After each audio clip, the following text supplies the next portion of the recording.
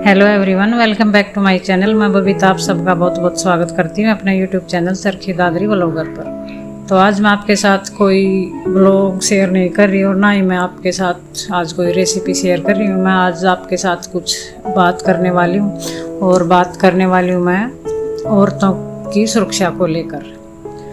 तो आज से लगभग 8 साल पहले निर्भया के साथ जो भी भयानक हादसा हुआ था वो शायद हर किसी को याद होगा। उस समय जनता ने इतना सपोर्ट किया था और अपोजिशन पॉलिटिशियन थे, उन्होंने भी अपनी आवाज़ उठाई थी जस्टिस के लिए और उसका नतीजा हमारे सामने था। भले ही इतना लंबा समय लगा हो, टाइम लगा हो, लेकिन न्याय मिला। अब आप सोचिए अगर उस समय इंडिया गेट को ब्लॉक कर दिया जाता, क्योंकि पूरा देश वहीं धरने पर बैठा था, कैंडल मार्च निकाला जा रहा था और जनता को वहाँ आने ही ना दिया जाता और जो अपोजिशन वालों को अगर अरेस्ट कर लेते या सोचिए उस समय कोई मीडिया को वहाँ अंदर ना आने देते या फिर निर्भया की बॉडी को जल्द से जल्द ठिकाने लगा दिया जाता ताकि कोई सवाल ही ना उठाए और पूरा एरिया सील कर दिया जाता, तो क्या निर्भया को इंसाफ मिलता? बिल्कुल नहीं। पुलिस वाले उन्हें अंदर ना आने देते या मीडिया की एंट्री अलाउ ही नहीं होती तो भी ये नहीं होता। तो ज़रा सोचिए उस समय अगर निर्भया के परिवार वालों को डराया जाता और उन पर अपना स्टेटमेंट बदलने का दबाव दिया जाता और कहा जाता कि ये कहो कि ये रेप ही नहीं है बल्कि ये हमारी कोई आपसी लड़ाई थी और जिसमें हमारी बेटी की जान चली गई, और फिर पूरा सरकारी सिस्टम ये प्रूव करने में लग जाता कि ये रेप नहीं, ये कोई फर्जी खबर थी और ऑनलाइन ट्रोल को सोशल मीडिया पर भेजा जाता ये कहने के लिए कि ये न्यूज़ फेक थी और पीआर एजेंसी को हायर किया जाता। पीआर एजेंसी का काम होता है ऑनलाइन ये फैलाओ कि ये खबर फर्जी थी, ऐसा तो कुछ हुआ ही नहीं था, रेप तो हुआ ही नहीं था। सुनने में बड़ा अजीब लगता है, विश्वास भी नहीं होता, क्योंकि जो बॉलीवुड में जो राइटर होते हैं वो भी ऐसी कहानी नहीं लिख सकते जैसी कि इस केस में लिखी गई होती है, जो अब लिखी गई है। लेकिन ये सब कुछ हो रहा है उत्तर प्रदेश के हाथरस केस में। हमारे देश में ऐसे बहुत से केस हुए हैं, लेकिन ऐसा केस जिसमें सरकार और पुलिस द्वारा जो किया जा रहा है वो शायद कभी नहीं हुआ होगा।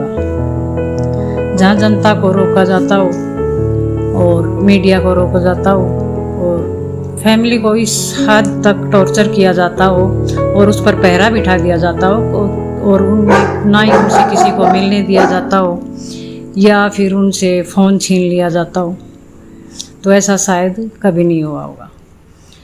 और ये बात है 14 सितंबर की। एक लड़की थी 19 साल की जो कि उत्तर प्रदेश की निर्भया ही समझो, क्योंकि सेम वही उसी के साथ हुआ था और वो ही इसी के साथ हुआ था।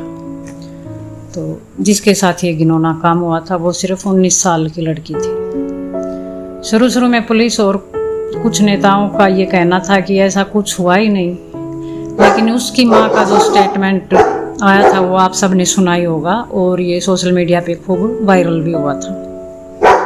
और 29 सितंबर को यूपी की जो निर्भया थी उसकी मौत हो चुकी थी, वो भी इसी तकलीफ के चलते, और परिवार को डेड बॉडी तक नहीं मिली। काफ़ी रोए गिड़गिड़ाए लेकिन किसी ने उनकी एक ना सुनी। और सेम उसी रात के 2:30 बजे के करीब पुलिस द्वारा उनका अंतिम संस्कार भी कर दिया जाता है और कहा जाता है कि ये हम परिवार की परमिशन से ही कर रहे हैं, लेकिन सच्चाई कुछ और ही निकली।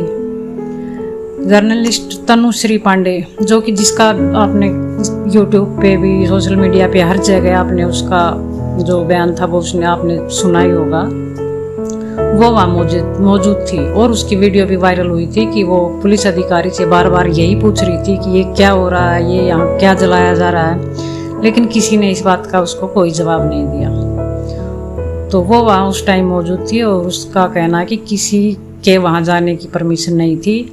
घर वाले थे जो उसके परिवार वाले थे उनको पुलिस ने घर पर ही कैद किया हुआ था और चारों तरफ से उनके घर को घेरा हुआ था। मेरे ख्याल से ये इसका यही मतलब होगा कि पुलिस नहीं चाहती थी कि इस बॉडी पर कोई सवाल उठाए या कोई और डिटेल निकले। भाई अगर पोस्टमार्टम हुआ तो और भी कुछ इसके तथ्य सामने आए और पता चले कि ये एक्चुअली रेप केस है। अगले दिन ये भी आप सबने सुना होगा और जो न्यूज़पेपर था उसमें भी आया हुआ था कि राहुल गांधी और प्रियंका जी भी वहाँ जा रहे थे, उनको भी वहाँ पे रोका गया और राहुल गांधी को धक्का दिया गया और उसको गिराया गया ताकि वो उसके पास पहुँच ना सके। तो सोचना ये कि अगर इतने बड़े लीडर का ये हाल है तो एक आम आदमी का क्या होगा और उस परिवार का क्या होगा। अगले दिन एक वीडियो वायरल होती है जिसमें हाथरस के जो डीएम है, डिस्ट्रिक्ट मैनेजर, वो पीड़ित परिवार को धमका रही थी। ये वीडियो भी खूब वायरल हुई है और आप सबने देखी भी होगी। वो पीड़ित परिवार को धमका रहे थे कि अगर आप अपनी स्टेटमेंट चेंज करना चाहते हो तो आप कर सकते हो। आज आपके यहाँ पे आपके पास आधा मीडिया है और अगर कल ये भी नहीं होंगे तो आप क्या करोगे, आपका क्या होगा। तो आप सोच सकते हो यहाँ इस परिवार का क्या हाल होगा। आज उन्हें ज़रूरत है आप सबकी, जनता की, वो जनता जिसने निर्भया को इंसाफ दिलाने में काफ़ी मदद की। और आज यहाँ भी एक निर्भया है। आज ये निर्भया कल वो थी, आज ये कल और भी कोई होगी। शायद इसमें कभी ना कभी और हर किसी का नंबर तो आना ही है क्योंकि औरतों की कोई इज्जत है ही नहीं। हाँ, सरकार ये ज़रूर बखान करती है कि हम औरतों के लिए ये करेंगे, औरतों की सुरक्षा के लिए हमने ये किया वो किया, लेकिन ये सच्चाई है कड़वी। यहाँ औरतों के लिए कुछ भी नहीं हुआ। ये सच है कि औरत आज भी सेफ नहीं है और सरकार जो कह रही है और जो कर रही है वो सब ढोंग है। लेकिन औरत को इंसाफ सरकार या पुलिस नहीं, सिर्फ और सिर्फ जनता दिला सकती है। वो जनता जो अगर चाहे तो कुछ भी कर सकती है, हर किसी को इंसाफ दिला सकती है और समय पर दिला सकती है। तो मेरी आप सबसे हाथ जोड़ के यही अपील है कि आज इस परिवार को भी आपकी जनता की सपोर्ट की ज़रूरत है। इस परिवार की भी मदद कीजिए और इस निर्भया को भी आप इंसाफ दिलाइए। धन्यवाद।